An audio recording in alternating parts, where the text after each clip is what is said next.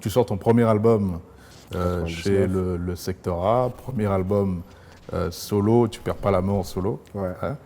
L'histoire t'avait fait, il fallait que tu en fasses une histoire. L'histoire m'a fait, faut que j'en fasse une histoire. Histoire d'être juste l'historique d'une génération en quête d'histoire. Exactement, j'ai eu tout ce parcours avant et ce premier album était un moyen pour moi c'était une carte de visite en fait, c'était de me raconter. C'est pour ça que cet album il s'appelle Pete Bacardi. Si je me racontais juste à travers 17 chansons mes moments de joie, mes moments de rue, mes moments de peine avec Sylvain Toi. Ça a été une chanson difficile à écrire, Sylvain Je de l'ai toi? écrit pendant un an. Je l'ai écrit pendant un an parce qu'à un moment donné où j'avais l'impression de vouloir commercialiser, de vouloir profiter de la mort. C'est comme c'était la logique perception que tu avais. Voilà, la réflexion que j'avais, c'était de me dire putain, je suis en train de commercialiser la mort de ma mère. Donc c'était des remises en question permanentes. Et même l'écrire, c'est pas évident parce que c'est des trucs, c'est en toi en fait. Tu vois, c'est en toi, tu vas chercher des choses, tu écris des choses qui relèvent vraiment de l'intime profond. J'ai pas eu besoin d'enlever la mer de la côte d'Azur, je m'assierais plutôt au bord en l'admirant, c'est sûr. J'envie à l'aide d'avoir avec lui ce qu'il a de plus cher sans chercher à lui prendre car je sais ce que ça vaut. Et quand même j'enregistre la chanson, je suis pris d'une émotion tellement forte que je ne peux pas rester au studio. Et c'est Jackie et Benji qui réalisé l'album et ils me disent écoute, rentre. Parce qu'on voit que là, on ne peut plus rien tirer de toi, rentre. Et nous, on va gérer le refrain. Et donc, ils ont écrit le refrain.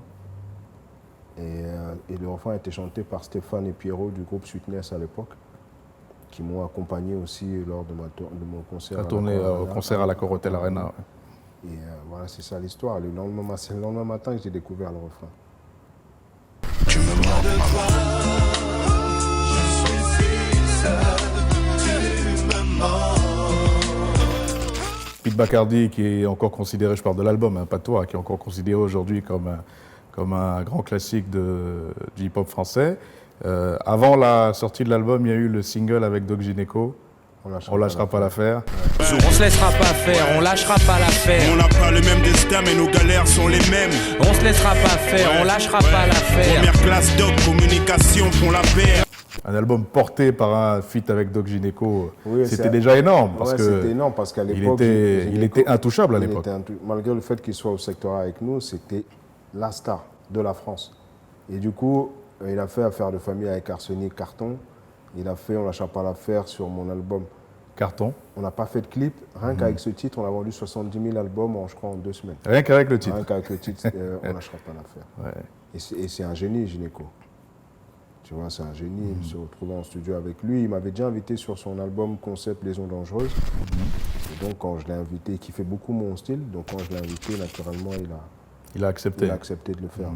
Beaucoup d'invités prestigieux sur l'album d'ailleurs. Ouais, Il y a Gineco, Arsenic, Rof, Kerry James. Ayam. Pour démarrer une carrière, franchement, il y a pire. Il y a pire, ouais. Mais c'était toujours, tu vois, dans notre optique, la même optique que Première Classe, faire les choses ensemble, faire les choses de manière grandiose, se mélanger, apporter des énergies qui sont constructives, productives, positives. Donc, Et là, tout le monde se dit, Pete Bacardi, c'est une valeur sûre du rap français. ouais. L'année d'après, tu enchaînes direct, tu perds pas de temps, tu sors Ghetto Ambianceur. Ouais. Sur le titre éponyme de l'EP, il y a le chanteur Joe Thomas américain qui est invité, Joe, qui a sorti quelques temps après son album My Name is Joe, qui a fait triple disque de platine aux États-Unis, qui a été deuxième du Billboard 200 pendant de nombreuses semaines. Et qui met ce titre-là dans sa version française. Avoir un artiste comme Joe, un artiste américain de la notoriété, de la popularité de Joe à ce moment-là, sur ton projet en tant que rappeur français, c'était déjà extraordinaire. Oui, après tu connais la dynamique de succès, elle t'emmène vers des cieux que tu n'imaginais même pas. Ça veut dire que quand on m'appelle, la maison de disques m'appelle en me disant « tu es en studio ce soir avec Joe », Tu dis, tu dis vous rigolez là. quel Joe, vous parlez de quel Joe? Et effectivement, ce soir-là, c'est Joe Thomas qui arrive, professionnel à souhait, cool, il fait la musique, on lui met la musique, il fait le refrain direct. Un truc de fou, quoi. Trop talentueux, voilà. Le truc qui se fait. Et là, tu es là, tu as les yeux ouverts, Ouais, tu te dis, qu'est-ce qui m'arrive? Pourtant, Qu'est-ce qui m'arrive? pourtant, je suis déjà au top avec le premier album, mais il y a les niveaux qui se dépassent. Et là... Là, on est loin de la rue, là. Ça parle de jet et tout. on Hey, Pete Bacardi, comment ça va? Yo, Pete Bacardi, comment ça va? What's up, Joe? C'est Pito Mike, et tu le sais. Everybody wants to party, from the thugs to the hotties. Let me see you move your body. Là, on sent qu'il y a un changement de, Oui, parce qu'en fait, dimension, là. Ghetto Ambianceur, c'est genre, je célèbre mon succès. C'est ça, c'était l'idée du EP.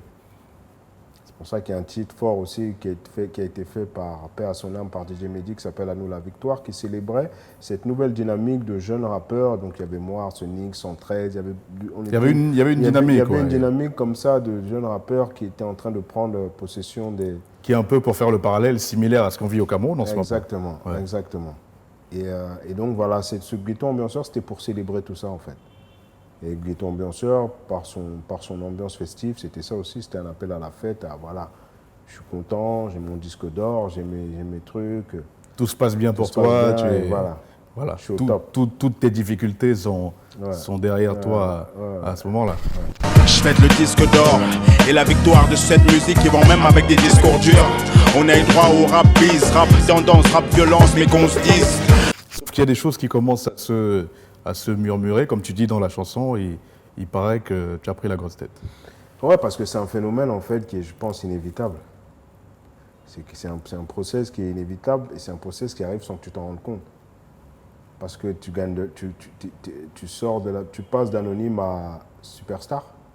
Donc tu arrives, j'avais des passe-droits de fou, tu arrives dans un magasin, et un jour on a fermé le magasin parce que j'étais là pour que je fasse mes courses.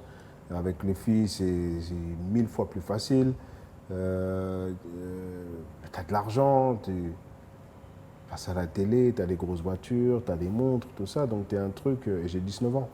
Même avec les gars de première classe, ça part en vrille parce que je considère que tout le succès n'est que de mon ressort. Donc je fais abstraction de leur énergie à eux. C'est ça, à ce moment-là, que tu considères que tu comprends. Tu leur dis, les gars, tout ça c'est grâce à moi, grâce à moi, je vous dois absolument rien. Je ne dois rien. Tu comprends ce que je veux dire? Je le dis avec du recul parce que j'ai compris où j'avais merdé. Tu vois? Et voilà. Mais quand tu as la grosse tête, c'est le début de la fin. Et à ce moment-là, tu te rends compte de rien. Ouais, je tout me se rends passe compte bien de rien pour puisque toi, tu as de l'argent. Je marche, je casse les couilles à tout le monde, mais comme je marche, il faut continuer. Il faut continuer d'encadrer le mec. Parce que tu leur apportes de l'argent. Parce que je rapporte de l'argent. Et parce que pour Jackie, Benji, Stéphane et Patou, je suis leur frère aussi. Et donc, je ne choisis pas sa famille. Donc, ils me tolèrent, ils me boudent, ils me truquent, mais ils sont avec moi quand je suis au top, j'ai ma grosse tête, mais quand je suis tombé, ils étaient là aussi, tu vois. Et de fil en aiguille, ça commence à... Parce que quand tu prends la grosse tête, même sur ta créativité, ça a un impact. Pas que je faisais plus de bons titres, mais l'énergie que j'envoyais ne touchait plus le maximum de personnes. Ouais. Et ce qui fait que quand on sort Le Poids des mots, il n'y a pas un succès commercial. Et je me le mange comme ça de plein fouet. Pourtant, tu t'es battu pour bien ficeler le projet. Mais je suis dans un délire en fait. Tu vois, je suis à côté de la plaque sur plein de choses.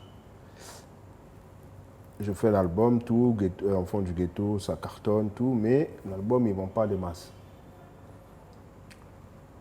Et la maison de disques, ça commence à être bizarre. J'ai plus les mêmes honneurs, j'ai plus le fil en aiguille, comme ça, tu t'en rends pas compte que tu es en train de tomber, mais il y a c'est après. Oui. Tu te dis, ah ouais, mais en fait, il y a eu tel signe, tel signe, tel signe. Il y a eu le moment où on m'a rendu mon contrat. Comment je sais qu'on me rend mon contrat? C'est que j'ai une amie qui va dans une maison de disques Warner. Moi, j'étais chez Hostile. Elle va chez Warner, on lui dit, oui, on a rendu son contrat à Pete Bacardi. Et elle m'appelle, elle me dit, Pete, on t'a rendu ton contrat. Je dis, non, je suis sous contrat. J'appelle Stéphane. Mais en fait, eux, ils avaient l'information. Stéphane avait l'information. Patou aussi. Que le mec de Hostile avait envoyé... Hostile Records. Hostile Records avait envoyé une lettre recommandée qui me donnait une date limite pour livrer des maquettes. Sinon, il ne levait pas l'option sur le prochain album que je devais faire. Sauf que étant donné que les mecs captent que je commence à battre de l'aile, ils se disent que s'ils me le disent, ça va me mettre dead. Ok? Et donc, ils me le disent. Donc, ils préfèrent pas t'en parler. Ils préfèrent pas m'en parler. Et c'est la fille qui me le dit. Et quand elle me le dit et que je demande à mes gars, par leur réaction, je vois que c'est vrai. Là, tu sais, il y a un moment donné où tu as le power et du jour au lendemain, tu perds confiance. Mais quand je te dis je perds confiance, j'ai fait une période de dépression d'1 an, j'avais un appart à Boulogne, je ne suis pas sorti du 1er janvier au 31 décembre. Parce que j'avais l'impression que les gens ils me regardent. Pas un seul jour. Pas un seul jour. Mais c'est véridique. Hein. J'avais le sentiment que les gens dans la rue, quand ils te voyaient, ils se disaient « Ah, c'est l'échec. Ah, il est fini, lui. » Tu comprends ce que je veux dire? Alors que paradoxalement, je n'avais pas vendu des masses, j'avais vendu quand même 70 000 albums. Tu vois, c'était pas rien, mais j'avais... Mais le système autour de toi était en train de se désintégrer. Et surtout, j'avais plus les mêmes énergies que sur mes premiers projets. Donc, en fait, c'est moi qui ai vécu les choses comme ça. Les choses autour, elles étaient, enfin, pas normales, mais elles n'étaient pas si graves que ça. C'était pas si grave que ça, Oui. parce que c'est, en fait, c'est juste une dynamique. C'est OK, il faut juste recadrer les choses. Tu as des équipes pour ça. Après, on te remet sur les bons rails. C'est 1 titre, 2 titres, boum, et on repart. Et après, peut-être, on fait un autre disque. Sauf que moi, je suis entré dans une logique où j'ai accusé le coup parce que j'ai perdu confiance en moi. J'ai perdu confiance en moi de fou. Et donc, je dis dépression, tout, je sors pas, c'est la merde. Et je rencontre Omar. Omar qui est aujourd'hui le producteur de mon petit frère Dossé. Je ne sais plus par quel biais on se rencontre, bref, on a des amis en commun. Et lui, il a une énergie où il est fan déjà de ce que je fais. Et il a une énergie jeune. Il est positif. Nouvelle, il me dit hey, gars, t'es fort, t'es plus de Bacardi, t'es fou, quoi. Il n'y a rien, et j'écoute tout ce qui se fait là, il n'y a rien, t'es fort. Et donc, il me remet dans une... Mais pour regagner confiance en soi, c'est extraordinairement long. En tout cas, dans mon cas, c'était extraordinairement long. Donc, il me dit, tu sais, moi, j'ai eu des échos sur toi. Je ne te connais pas, mais j'ai eu des échos sur toi. Tu es un mec tu te la racontes beaucoup. C'est l'image que tu as dehors. Tu te la racontes Est-ce que tu te rendais compte déjà à ce moment-là de tous tes excès Non, je m'en rendais pas compte. Parce que tu as fait des choses complètement folles. Tu balançais de l'argent par les fenêtres. Beaucoup d'excès avec les femmes aussi. Ouais, j'ai eu un excès avec... J'ai eu énormément d'excès avec les femmes. J'ai eu une anecdote qui est folle. Un jour, je vais en boîte de nuit avec une fille. Et je suis pris comme ça par une envie de faire un truc fou. Je lui dis, ouais, on est en boîte, je lui dis, ouais, j'aimerais qu'on rentre avec une autre fille. Et donc, elle cherche à me faire plaisir, donc elle cherche une fille dans la boîte. On va à l'hôtel, c'était vers les Champs-Élysées, on va à l'hôtel, et commence à se passer ce qui se passe. Et je te le jure, à un moment donné, je suis avec les 2 filles. Et à un moment donné, je vois la tête du diable. C'est-à-dire que je vois une forme comme la tête du diable. Une forme avec des cordes. Avec des cornes et trucs. Véridique. Tu sais quoi, c'est même pas si c'est de la peur. Je me suis levé, je suis parti en courant comme jamais. Et ça, je te dis, tout ça, ce sont des dynamiques. Tu vois, quand tu es dans une spirale négative, parce qu'effectivement, au niveau des meufs, des excès, c'était extraordinaire. D'ailleurs, je me suis dit, après, peut-être que c'était un signe, je suis parti en courant de fou, parce que j'ai flippé. Et j'étais arrogant. Par exemple, il y a un mec qui s'appelle Cor, qui voulait signer chez Première Classe. Et je l'avais reçu de manière vraiment méprisante. Un gars du label qui s'appelle Etel qui me dit « Ouais, viens au bureau, il y a un mec là qui veut te voir, il veut travailler avec toi. » Je l'avais reçu de manière vraiment méprisante, tu vois. Il dit « Ouais, j'ai pas le temps. » Il m'a fait écouter ses sons. J'ai dit « Ouais, tu me saoules. » En gros, mon attitude, c'était « Vas-y, tu me saoules. » Donc, il part 2 semaines après, il signe avec Luc Besson. On lui attribue l'album Taxi. Tous les taxis, gros succès, il fait des cartons à R&B Fever. Quand Omar commence à travailler avec moi, il me dit on va aller voir tous les mecs que tu as. Tu vois, tu vas faire amende. Vis-à-vis de qui tu as été arrogant. Il va me dire on va faire amende honorable. On va modifier ton image auprès des gens et tu vas aller revoir tous ces gens. Parce qu'aujourd'hui, c'est eux qui maîtrisent le business. Donc on va au studio de corps, où Oumar a réussi à faire le rendez-vous. On arrive, il me fait attendre 1 heure. Il me fait attendre 1 heure. Et je comprends. Je comprends.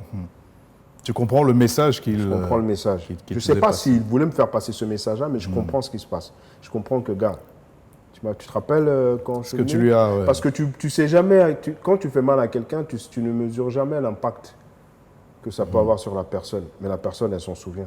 Ouais. Et puis On tu lui n'oublie faisais ça, jamais. tu lui faisais ça dans ta position de Pete Bacardi, ma lui position de corps. Pete- Bah, exactement. cette fois-là, c'était lui corps et c'était toi lui, Pete Bacardi. Exactement. Ouais. Et donc, je me suis mangé un truc. Et Omar, il me dit, ouais, ça va pas être simple. Mais Ça va prendre du temps, mais t'as il faut- merdé. Il faut accepter de manger la pierre parce que c'est pas facile. Tu as commis des erreurs, il T'as faut que commis tu des les erreurs, assumes. t'étais au et- top. Être au top, c'est des places qui se vendent cher. Tu avais l'opportunité de rester au top, tu as fait le con. Donc il va falloir assumer, on va cravacher. Il t'a énormément aidé à ce moment-là. Ouais, il m'a beaucoup aidé. Il m'a beaucoup aidé. Avec lui, la majeure partie des titres qu'il y a sur l'album, juste moi, je les ai C'est avec enregistrés. lui Je que- les ai enregistrés quand j'étais avec Oumar. D'ailleurs, il y a Patrick Bruel aussi qui t'avait... Ouais, il n'y a pas de truc. Qui Ouais, t'avait ça, c'était contacté. au moment où j'avais la grosse tête. Oui, il t'avait contacté. Ah, qui- mais en même temps, avec du recul, je ne regrette pas de ne pas avoir fait de trucs parce que peut-être ça aurait été très prématuré de rentrer directement dans cette logique qui est encore la logique de variété et tout ça. Mais l'anecdote, c'est que je suis en studio et il demande, et c'est un gros studio à Paris, et moi j'étais dans une des cabines, et il demande à son ingé, il y a qui en haut? On lui dit, ouais, c'est Pete Bacardi. Ah, le mec qui a fait si loin de toi, tac, il dit, est-ce que je peux le rencontrer? Donc l'assistant de l'ingé vient me voir en disant, ouais, il y a Patrick Bruel qui veut te Il veut te rencontrer. Je dis, ouais, vas-y, il n'y a pas de problème. Il vient, il me dit, franchement, chapeau, la chanson Hommage à ta mère, j'ai jamais entendu un hommage aussi beau, ainsi de suite. Tac, bref, beaucoup d'éloges, c'est Patrick Bruel quand même. Il me dit, ouais, prends mon numéro, appelle-moi si besoin est. Voilà, moi j'habitais à Courbevoie, lui à Boulogne. Il me dit, passe, on prend un brunch et tout. Quand il part, c'est ce que je dis à mes potes, je dis, ouais, Patrick Bruel, il est en galère de buzz. Comme moi, je suis Pete Bacardi, il a envie d'être vu avec moi pour se remettre dans le truc. Mais alors Oui. que j'étais à des années-lumière. Tu vois? Et il a entendu ça ou pas? Non, il n'a pas entendu. Il n'a pas entendu. Il n'a pas entendu, mais je ne l'ai pas appelé. Parce que j'étais tellement Tu l'as sûr jamais appelé. que je suis le roi Tu es du Pete pétrole, Bacardi, voilà. que tu vois, je ne l'ai pas appelé. Je ne l'ai pas appelé. Et voilà, ça fait partie des choses comme ça. Ce sont des anecdotes comme ça qui montrent le décalage que je pouvais avoir entre... parce que le décalage qu'il pouvait y avoir parce que j'avais pris la grosse tête, parce que j'avais le succès, que je pensais que j'étais le roi du pétrole. Et Oumar t'a aidé à Ouais, sortir de la beaucoup- dépression, il t'a remis sur les bons Ouais, il a rails. beaucoup contribué à me soutenir à ce niveau. Il y a Nicolas Nelka aussi qui m'a beaucoup soutenu, qui est mon frère. Bon, tu vois, il y a eu des moments où il m'a dit des choses, où il m'a dit, gars, Faut que tu te relèves. Ouais. ouais. D'ailleurs, il y a eu une manifestation physique de ta dépression. Tu as eu une bosse dans le dos. ouais, qu'on a opéré par la grâce Oui. de Dieu. Parce qu'il y a beaucoup de gens qui l'ignorent, mais au début de la tournée Secteur A et même pendant les dates après, tu étais convalescent Ouais, ouais. parce que tu t'es Ouais, fait parce que retirer. en fait, j'ai gardé cette boule au moins au moins plus de 12 ans. Et c'est une boule justement qui est née, c'était une réaction physique à tout ce stress, tout ce... Parce qu'à un moment donné, il fallait que j'accepte beaucoup de choses pour avoir l'espoir de repartir dans une carrière, de me remettre dans une dynamique. Il fallait faire table rase de toutes choses. Et pour ça, il faut prendre sur soi. Accepter les choses. Accepter les choses, c'est accepter de grosses douleurs. Il y a des fois où j'allais courir, je pleurais. Je pleurais de douleur parce que je disais, putain, je suis nulle part. Je pleurais de fou. Et ouais, il y a eu cette réaction physique. Et on m'a opéré 3 semaines avant le début de la tournée.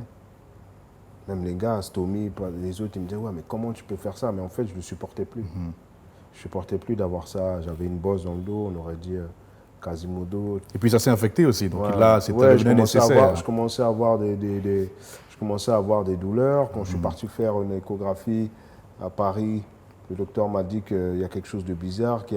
Donc ça tendait à être un truc cancérigène. Donc il fallait absolument Donc, fallait l'enlever, ouais. que tu t'en C'est débarrasses. pour ça que j'avais d'une attelle au début de la tournée. C'est pour ceux qui t'ont vu avec, ouais. pour ceux Même qui quand tu l'avais enlevé, la la cicatrice douleur- était la encore là, cicatrice, donc tu avais ouais. mal à chaque fois que tu chantais sur scène. Exactement. En 2010, tu as sorti Juste Moi, l'album dont tu parlais à l'instant. Tu as bossé sur les titres avec Oumar. Et c'est peut-être, de mon point de vue en tout cas, ton album le plus personnel. Ouais, C'est pour ça qu'il s'appelle Juste Moi, Ouais, d'ailleurs. c'est- Tu t'es livré. On sent qu'il y a eu Une introspection. qu'il y a eu une Une introspection, introspection, que tu as fait un gros travail intérieur. Et l'homme a changé. On ressent qu'on écoute les Après, je chansons sais que pas tu si es... je sais pas si j'ai changé parce qu'on vient comme on est comme on est du verbe être comme on est. C'est-à-dire qu'on vient avec un caractère, une manière d'être. Ok. Mais je ne crois pas que j'ai changé. C'est juste que je me suis amélioré. Tu as pris du recul. Exactement. C'est le mot. J'ai pris du recul. J'ai pris de la maturité. J'ai pris de l'expérience de vie aussi. Et cet album, en fait, c'était une sorte de thérapie aussi. Parce qu'il fallait que je dise, il fallait que je demande pardon, il fallait que j'exprime des choses que je n'avais pas exprimées, il fallait que je sois positif. Et cet album, justement, c'est ça. Et c'est le début aussi d'une nouvelle vie. Le Renard, tu as fait le clip à Yaoundé avec Samuel Eto'o notamment, Achille Mana, Jérémy, là, il y a le retour au Cameroun. C'est pour ça que je te dis, ouais, c'est une nouvelle histoire. Ça veut dire que je suis dans un moment de ma vie où il faut que je retrouve des repères. Et Tu te reconnectes un peu à ton passé, à toutes les valeurs transmises à toi par ta grand-mère, par tes tantes, à la personne que tu étais quand tu étais au Cameroun, quand tu étais enfant. Oui, et c'est pour ça, rien n'est anodin. D'ailleurs, dans le clip, justement, il y a ma famille, il y a ma grand-mère, il y a mes tantes, il y a mes neveux, tu vois, c'est ma famille. Ce sont des symboles qui expliquent ce qui était nécessaire pour que je revienne. Que je revienne de nulle part, en fait, parce que j'étais plus nulle part. Il fallait que je... Il ne s'agit même pas de revenir dans la musique, il s'agit de te retrouver en tant qu'homme. De me reconstruire.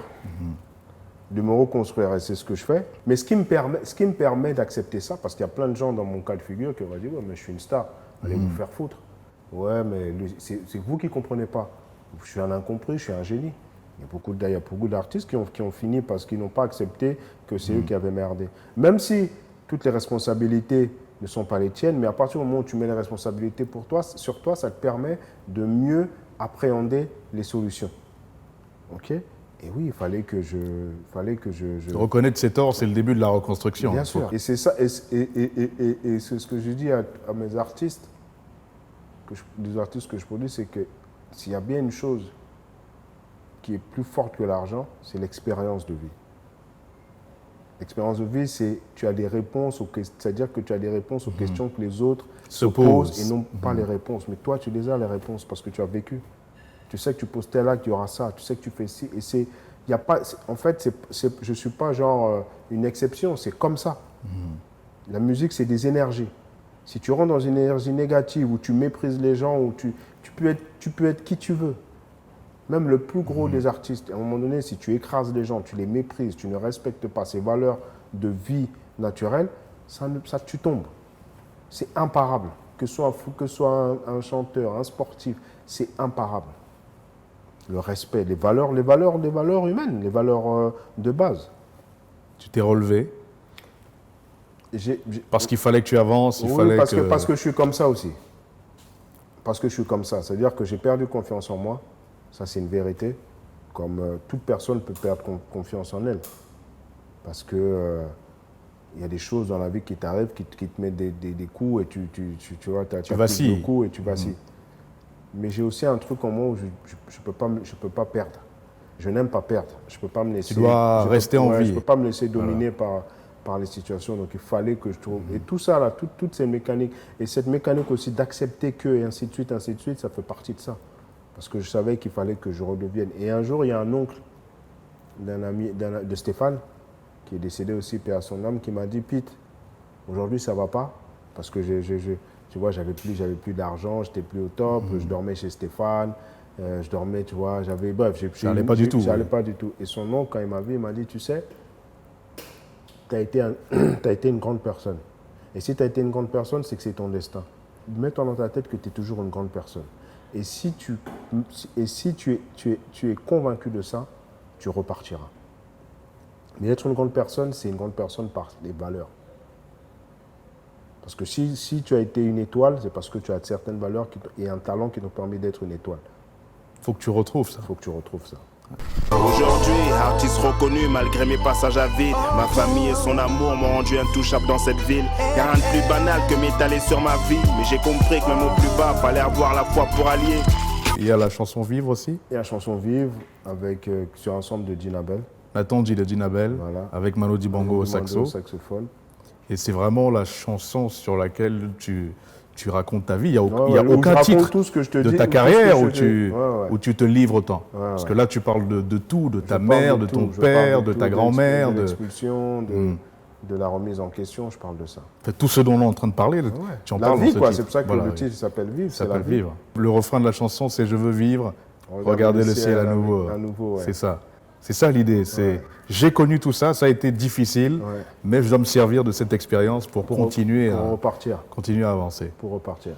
Et là, on ne parle pas d'argent, on parle juste de valeur humaine, tu vois, on parle juste de... Pouvoir me regarder à nouveau On parle juste d'humain. dans la glace, ouais. Voilà. Parce que j'imagine que je devais te dire aussi à l'époque que ta mère pouvait être déçue, que... Ouais, il y a plein de choses qui te passent dans la tête. Il y a plein de choses. Parfois, je me retrouvais seul, je pleurais, frère. Ouais. Tu vois ce que je veux dire? Et ça m'a permis, et tout ça, ça m'a permis aussi, comme je te disais tout à l'heure, de commencer une nouvelle vie, parce que c'est là où je rencontre X-Malea quand je reviens, avec qui je fais le remix de Yelele, qui est sur l'album. Justement, et qui est le début d'une aventure.